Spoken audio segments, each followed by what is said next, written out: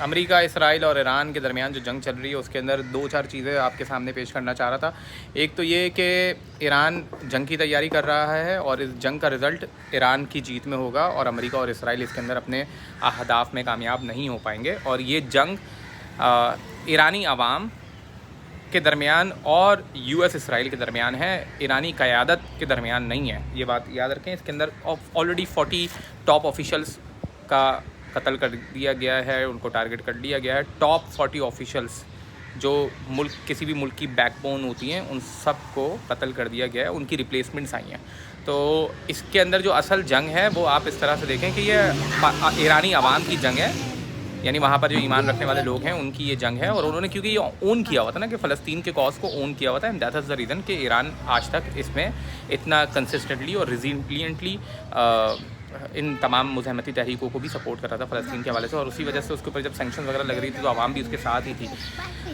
तो अगरचे छोटी मोटी अपोजिशन ज़रूर थी, इतनी बड़ी अपोजिशन नहीं थी जिस तरह से वेस्टर्न मीडिया उसे पोर्ट्रे करने की कोशिश कर रहा था। और ईरानियन डायस्पोरा और ये ईरानियन मुनार्किस जिस तरह से उसे पोर्ट्रे करने की कोशिश कर रहे थे, यही वजह है कि इन्होंने इस पर मिस कैलकुलेशन की। उन्होंने कहा कि शायद इस्लामी दुनिया के अंदर जिस तरह से दीगर मुसलमान कंट्रीज़ के अंदर पॉपुलर गवर्नमेंट्स नहीं होती, आवाम की हिमायत हासिल नहीं होती, आमतौर पर डिक्टेटर्स वगैरह होते हैं और मैनिपुलेशन के ज़रिए इलेक्शन जीते जाते हैं, तो शायद ईरान के अंदर भी यही होगा।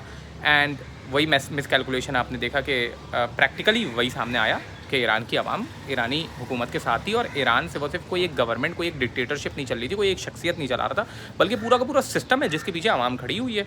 और लोग सड़कों पर हैं, अल्लाह अकबर के नारे लगाने, बम बरसाए जा रहे हैं उनके ऊपर, मगर कोई मसले की बात नहीं, वो अपने मौक़िफ़ से पीछे नहीं हट रहे। तो that was the kind of miss calculation जिसकी वजह से अमेरिका और इसराइल ने इतना बड़ा ब्लंडर मारा, उन्हें नुकसान भी हो रहा है। और इसी चीज़ की तरफ रहबर मुअज़्ज़म सैयद अली ख़ामनेई ने कई बार अपने बयानात में इस बात की तरफ इशारा किया था कि ये उन ममालिक की तरह नहीं है ईरान, कि जहाँ पर गवर्नमेंट और आवाम दो अलग अलग चीज़ें हों। आवाम और गवर्नमेंट यहाँ पर एक ही है, ठीक है। अगर ईरान के ऊपर फ्यूचर में हमला भी होगा तो ये लोग सुरखरू होंगे, लोग सामने आएंगे, लोग कन्फ्रंट करेंगे इन यूएस इसराइल को। ये पहले ही वो अपनी तकारीर में बोल चुके थे। लेकिन जाहिर है जब आप प्रोपेगेंडे के अंदर अपने प्रोपेगेंडे का खुद शिकार हो गए, ठीक है, तो आपने ऐसा मकर किया जिस मकर का आप खुद ही शिकार हो गए और आपने मिसकैलकुलेशन, आप समझे कि यही हो रहा है। क्योंकि वेस्टर्न मीडिया का प्रोपेगेंडा इस लेवल का है ना, अब वो हमारे एनालिस्ट भी, जिसमें सैयद मुजम्मिल शाह ऑफिशियल, उसकी भी वीडियो मैंने एक बार देखी थी, तो उन्होंने भी यही तज़िया किया हुआ है कि ईरान के अंदर 30% से वो सिर्फ शिया हैं सिर्फ 30% शिया रह गए। And he coated Iran international, तो उसे ये मालूम नहीं था कि भाई ईरान इंटरनेशनल कौन लोग चला रहे हैं, किसकी है, अमेरिका इसराइल किस टाइप की साजिशें कर रहा है ईरान के ख़िलाफ़। और अगर वो उसी जिस गमान एक जो ये एक इदारा था जिसकी वो स्टैट्स शेयर कर रहे थे, अगर उसी की वो दूसरी स्टैट्स शेयर कर देते तो दूसरी स्टैट के अंदर ईरान के अंदर 50% शिया हो गए थे।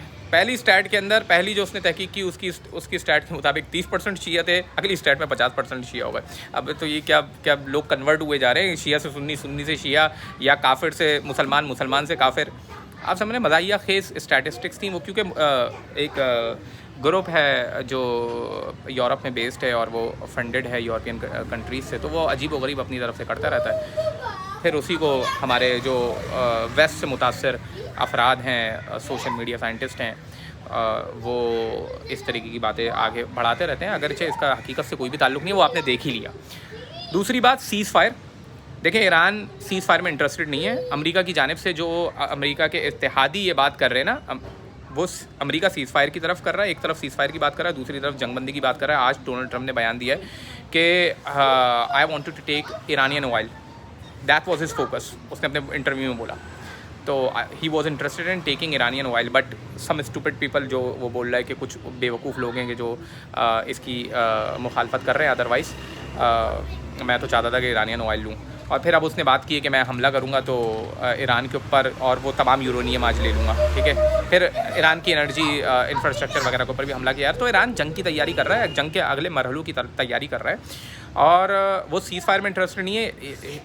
It is interested in ending the war, ending the aggression, ending the war, ending the ये जो सिलसिला चल पड़ा है कि बार बार उसके ऊपर हमला धावा बोल दिया जाता है, तो वो ये चाहता है कि वो पेन इन्फ्लिक्ट करे, ऐसा पेन इन्फ्लिक्ट करे यूएस और इसराइल के ऊपर अब कि वो आइंदा के बाद ये घटिया हरकत नहीं करें कि मुज़ाकरात करने के दौरान उसके ऊपर हमला कर दें। ये ईरान की स्ट्रेटजी है, ईरान तैयारी कर रहा है। जहाँ तक टॉक्स की ताल्लुक है कि जो पाकिस्तान में इस्लामाबाद में माशाल्लाह से किए जा रहे हैं, तो वो ईरान की तरफ से मौक़िफ़ ये, Iran is not participating in them, Iran is not initiating those talks, is not facilitating those talks के आओ मैं तुम्हें फैसिलिटेट करता हूँ, हाँ सीज़ फायर करो, हाँ।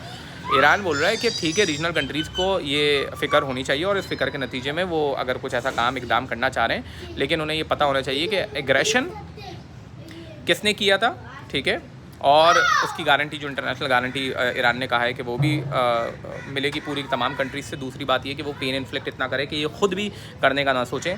तीसरी बात ये कि वो ये कह रहा है कि कंपनसेशन भी आप सारी की सारी दोगे ईरान को। तो ये कुछ चीज़ें थी, मैंने सोचा आपके सामने रख दूं क्योंकि बहुत